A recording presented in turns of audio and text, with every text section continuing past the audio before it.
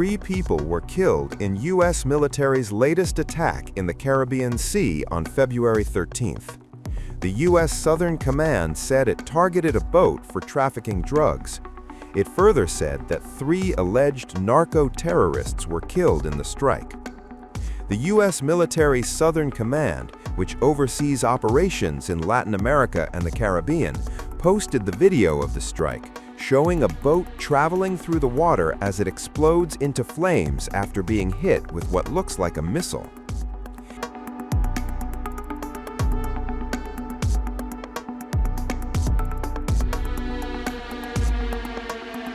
This is the first strike in Caribbean Sea since November last year, also the second this week, and 4th since the specialized U.S. forces kidnapped Venezuelan leader Nicolás Maduro on January 3rd this year.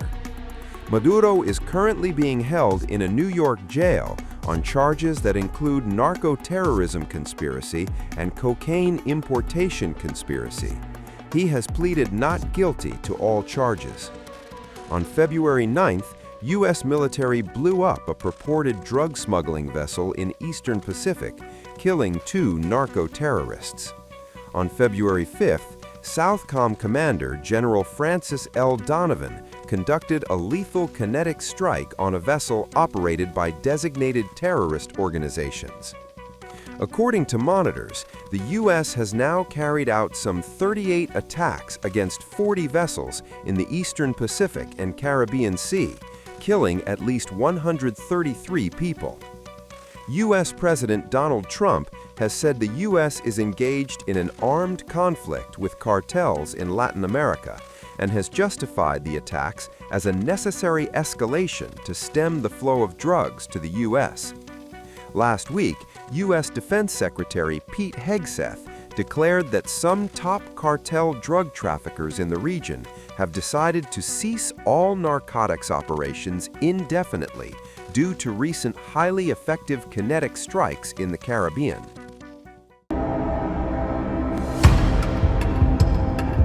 Boom! An alleged drug boat is obliterated. Eastern Pacific exploded once again. The U.S. military killed 2 alleged drug traffickers in a lethal kinetic strike on a drug boat. Maduro's game is over, but the U.S. op is still underway. Does it signal a larger game plan of Trump? The Eastern Pacific has erupted once again. The U.S. military carried out another deadly attack on an alleged drug trafficking boat on February 9th. The United States Southern Command said it blew up an alleged drug trafficking boat, killing 2 narco-terrorists and leaving 1 survivor. The video of the operation, which is 11 seconds long, appears to show the U.S. military firing at least 3 strikes against the boat that was streaking through the water. The U.S. military said that the vessel was operated by a designated terrorist organization.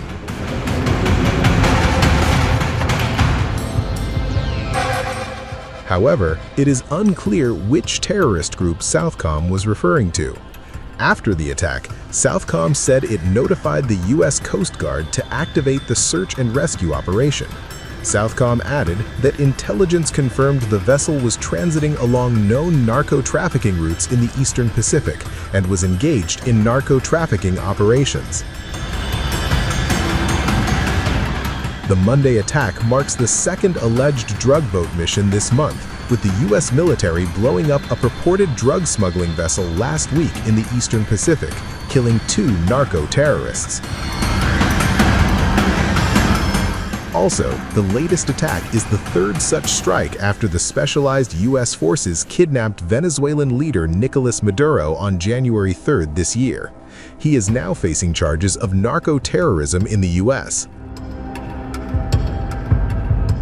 Since September 2 last year, the U.S. military has conducted a minimum of 38 strikes and has killed at least 130 narco-terrorists in both the Caribbean and Eastern Pacific.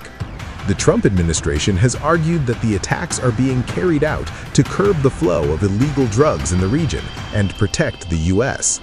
The White House says the U.S. is in armed conflict with drug cartels to halt the flow of narcotics into the United States, while U.S. officials allege that Maduro supports the international drug trade. The authoritarian president faces charges of narco-terrorism in the U.S. Notably, the Trump administration has provided no definitive evidence yet that the vessels are involved in drug trafficking. Legal experts have called the attacks extrajudicial killings by the Pentagon.